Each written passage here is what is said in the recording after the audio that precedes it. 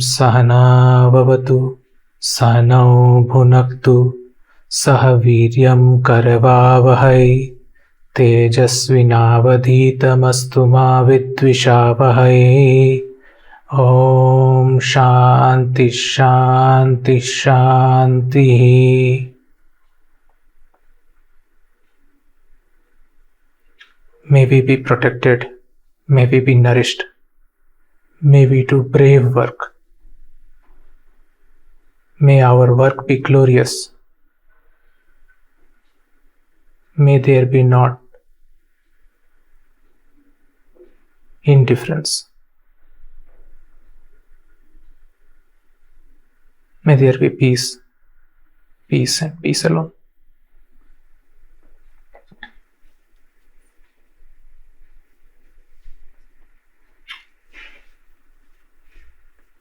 Hello everyone. Just quickly, can somebody confirm if they can hear and see me well?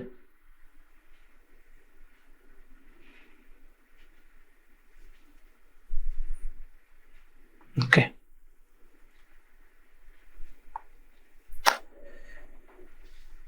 So good.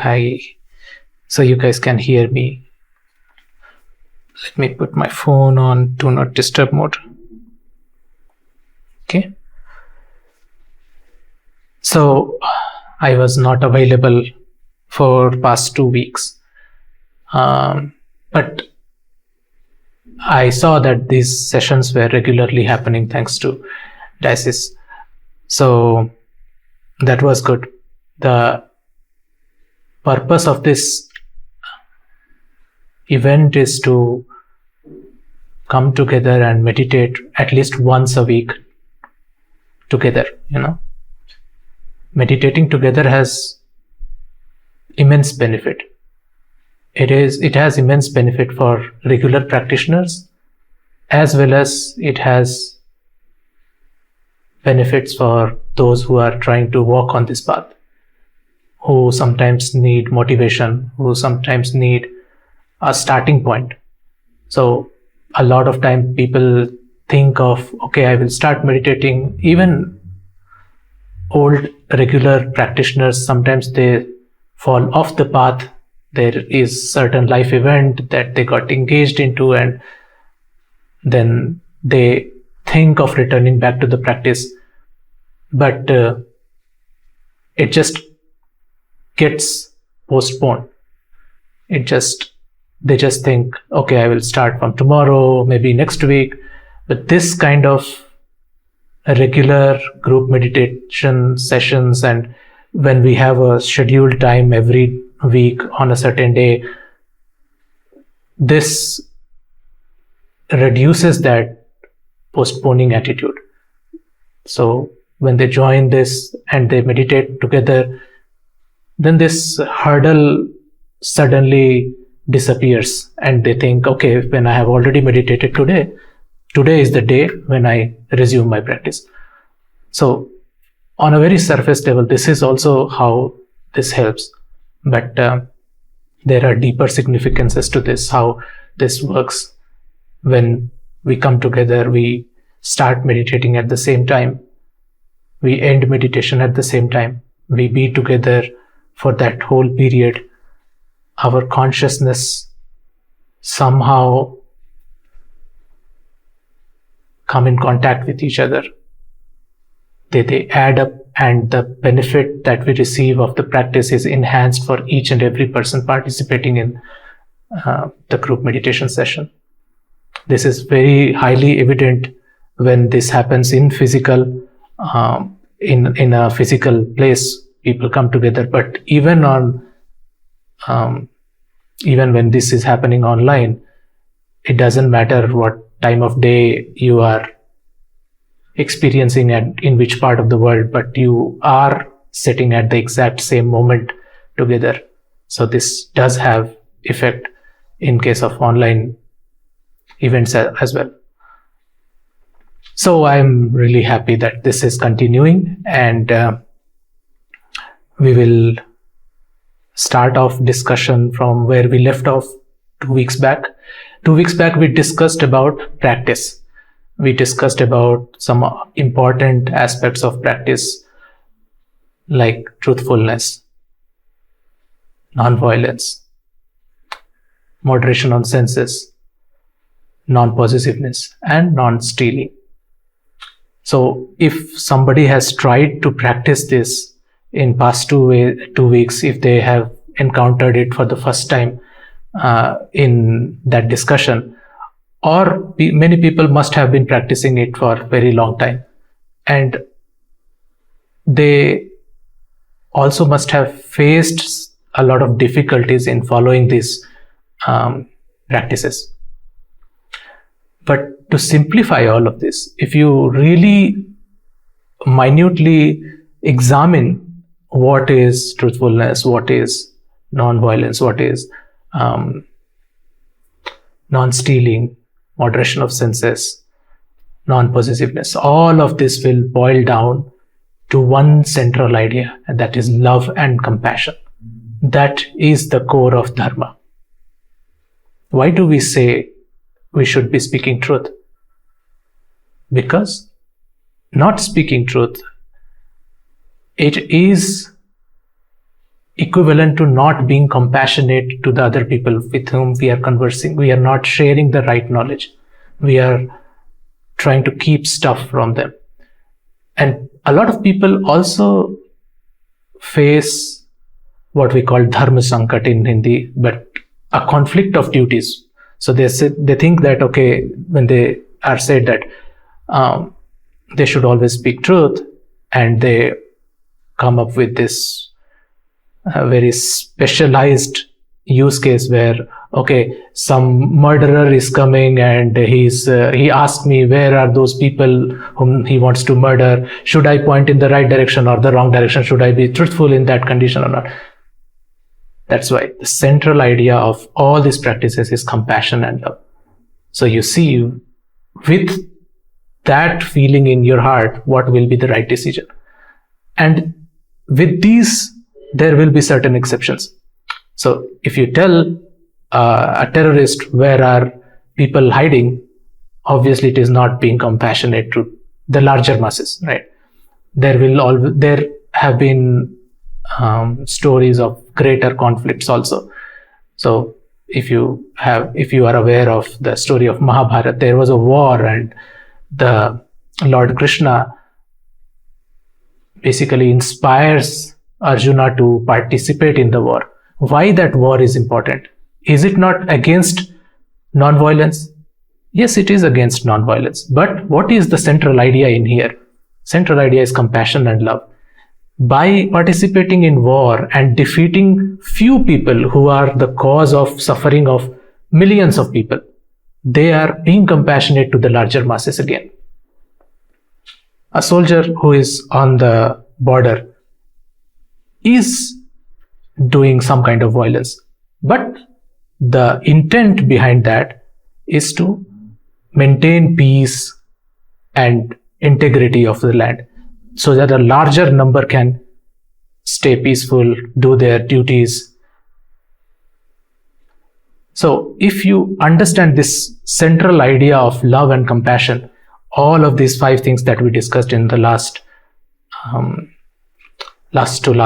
session becomes very clear, and you will be able to decide what is the right course of action in the situations where it seems that there are conflict of duties. There is never a conflict of duty when you hold this central idea that you have to be compassionate to the larger masses. There is another angle when we are talking about the violence stuff. There is another angle to it, which is even that is a little bit difficult to explain in the sense, because so suppose somebody is doing something which is not right, and judiciary system, judiciary punishes them. It is also a display of compassion towards the evildoer, because if they are not held, they are not captured, they are not restricted, they will inflict more damage. And inflicting damage to others is not just one-way stuff. When somebody inflicts damage to others, they inflict damage to themselves also at a much subtle level, right? Which has a even more longer lasting effect. So sometimes violence is okay if you have the right attitude. So I'm not promoting violence here, but I'm trying to explain the central idea which is important to all these 5 practices. Truthfulness, non-violence. Moderation of senses, for example. Let's take moderation of senses. So somebody may say, okay, I like to eat certain stuff and I can eat it as much as I want without moderating my senses. What is the problem in that? There cannot be any problem in that, because I'm not harming anybody in that process. Obviously, you are not harming anybody else, but you are harming your own body. You are not being compassionate towards your own body. Your body can't handle that much of food. The amount of food more than what is required if you intake, it's not good for the body also. It has to work more to digest it, and if it cannot digest it, it gets stored and creates a lot of different kinds of trouble. So love and compassion, not only for others, for our body, our mind, everything. Moderation of senses is also related. Possessiveness, non-possessiveness. When we have something, we need to share it if somebody needs it more than what we need, more than us. If somebody else requires that, we need to share it. There is a straightforward connection to this with love and compassion for others. And also, resources are limited in this universe. So if you hog on to more than what you require, you are essentially depriving somebody else of what they can have. So that again rounds up to compassion for every sentient being on this planet.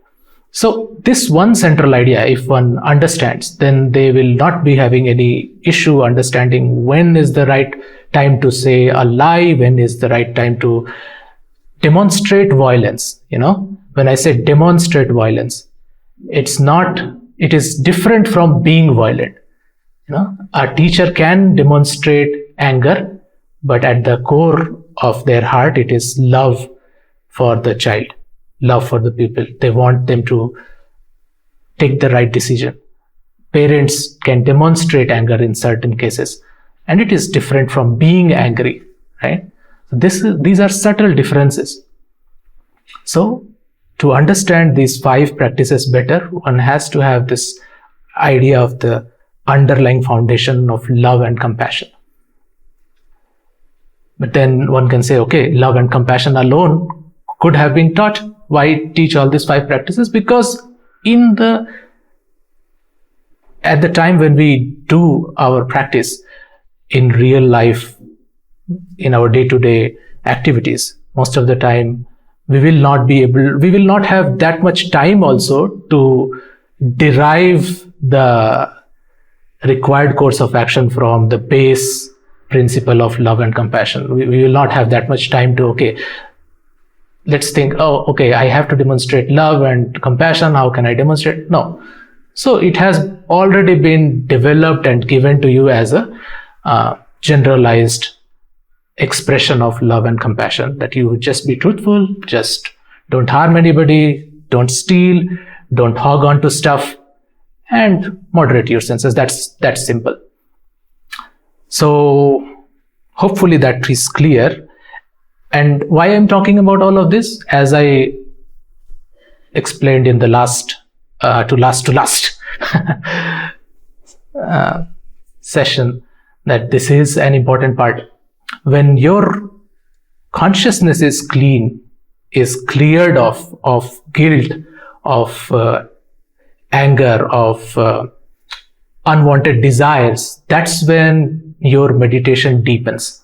Otherwise, you can just sit for a specified time, and you might feel, okay, I'm feeling good after the 20 minutes or 30 minutes, but then you don't see any improvement in your life. You don't cultivate any quality that you see in those people who inspired you to meditate. And that kind of exercise is of no use. So both of this has to go parallel. Just like a bird flies with both the wings, the practice on the mat and the practice off the mat has to be done in parallel for the highest effect.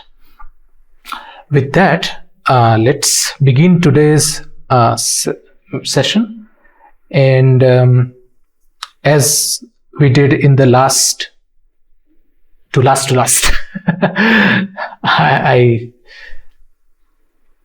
so when I say last, you just understand I'm talking about the last session that we did together. So as I said in that, we will be doing together the meditation, and there will be minimal guidance. The idea is to slowly take you through these sessions to a state where you don't need any guidance, any external guidance.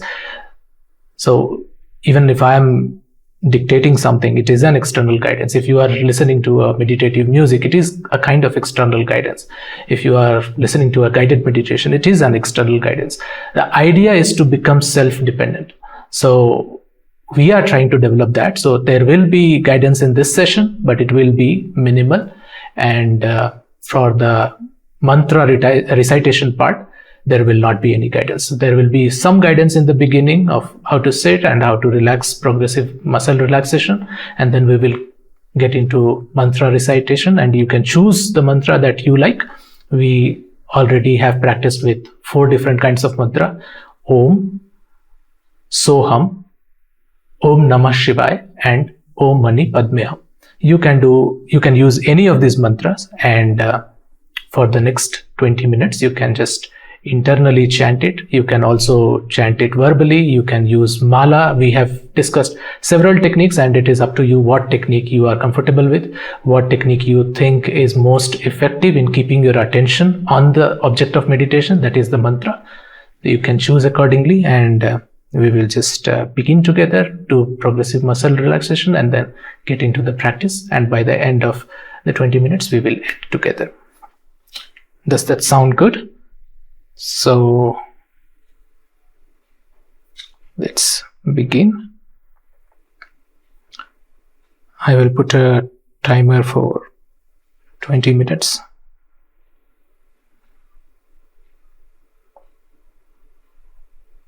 Okay.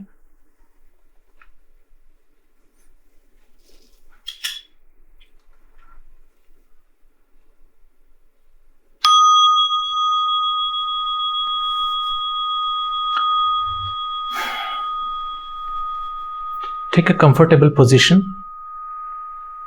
Keep your spine, neck, and head erect in one line.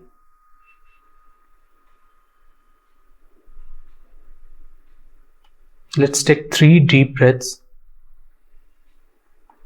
having closed your eyes.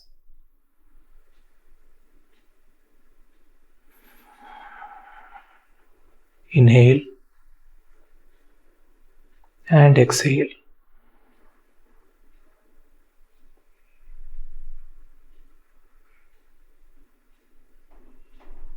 Another deep inhale.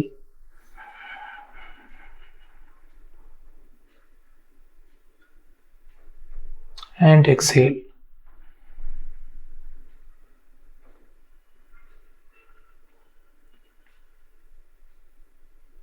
One final deep inhalation.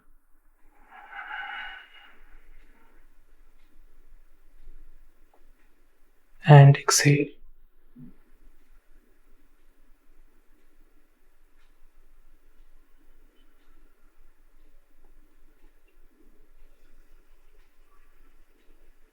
Let your breathing take its normal course.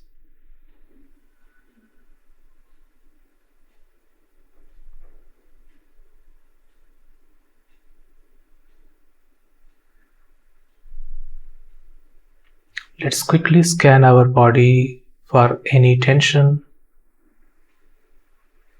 any stress, starting from the top of our head and allow the body part to relax completely as we move from one part to another. Bring your attention to the top of your head and the scalp.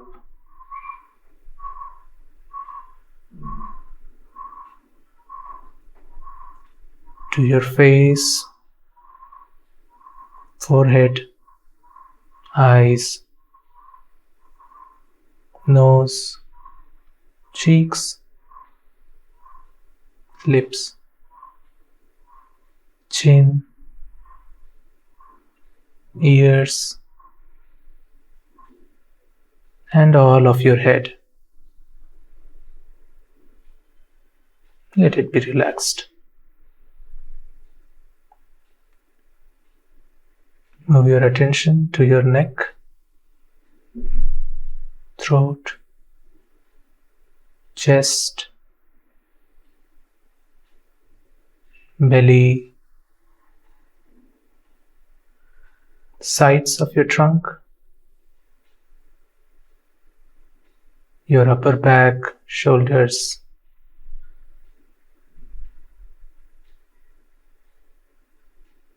lower back,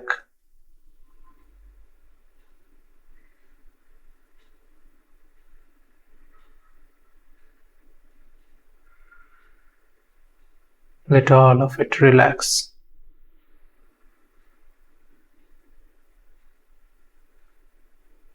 Bring your attention to your left arm, left elbow, left forearm, left wrist, left palm, back of your hand and fingers. Let the whole left arm relax.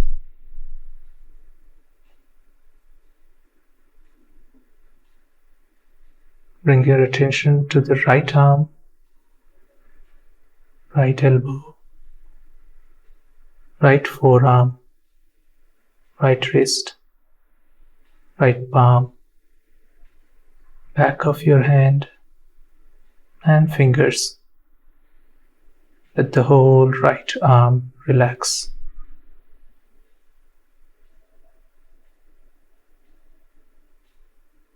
Bring your attention to the waist, to the hips, and let it relax. Your left thigh, left knee, left shin, left ankle, left foot, the whole of left leg be relaxed, and your right thigh, right knee, right shin, right ankle, right foot. Let your right leg relax.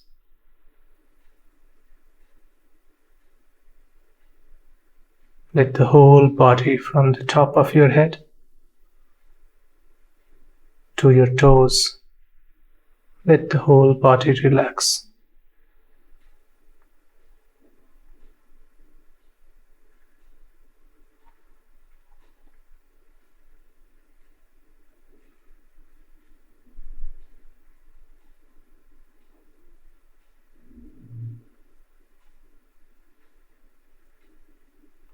Bring your attention to the heart region, having awareness on your breathing pattern. When you are ready, start chanting your mantra.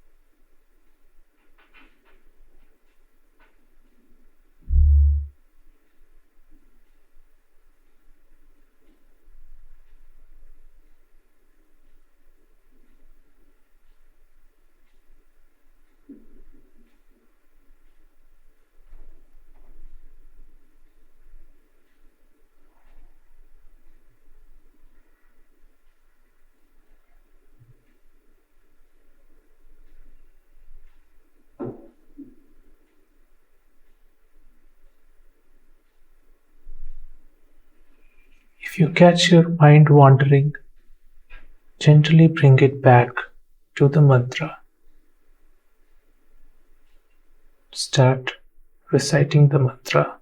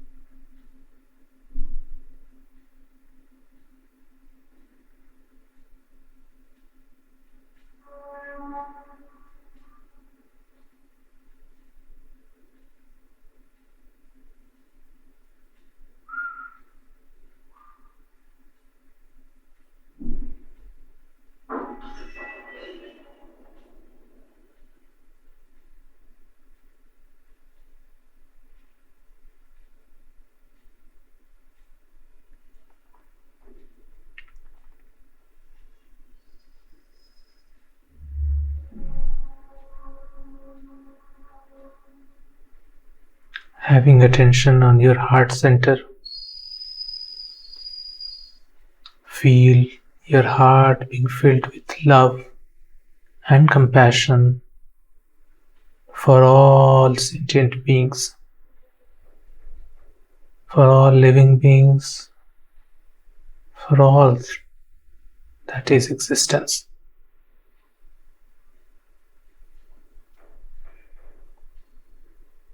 Om sarve bhavantu sukhinaḥ, sarve santu niramayaः, sarve bhadrani pashyantu, ma kaśyid dukha bhag bhavet. Om Shanti Shanti Shanti.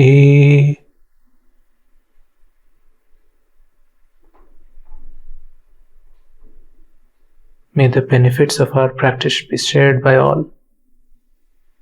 May everyone experience peace, happiness. May all be happy. May all be healthy. May all see good. May nobody ever suffer. May there be peace, peace, peace. Now join your hands, rub your palms against each other, and cup your eyes with your palm. Slowly open your eyes.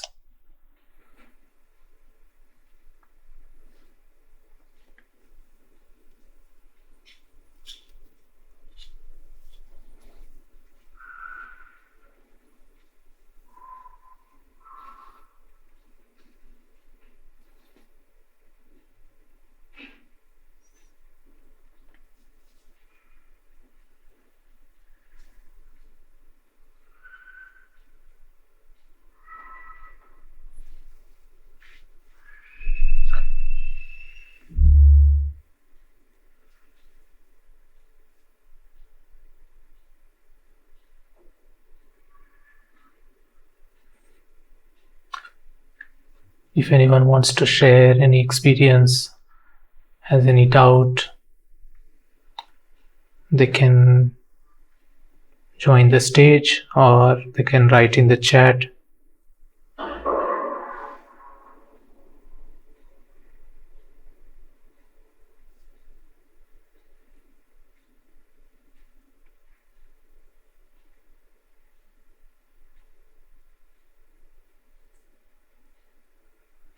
Hopefully you enjoyed today's session.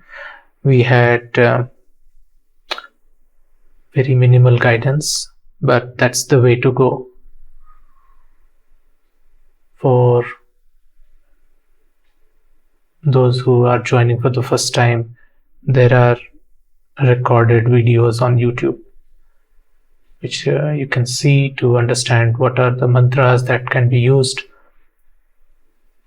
how to use each of the mantra, different techniques. If you cannot hold your attention while mentally chanting, what are the other ways you can use? You can chant verbally, or you can take help of counting beats or a particular rhythm. All of that has been explained, so that should be helpful.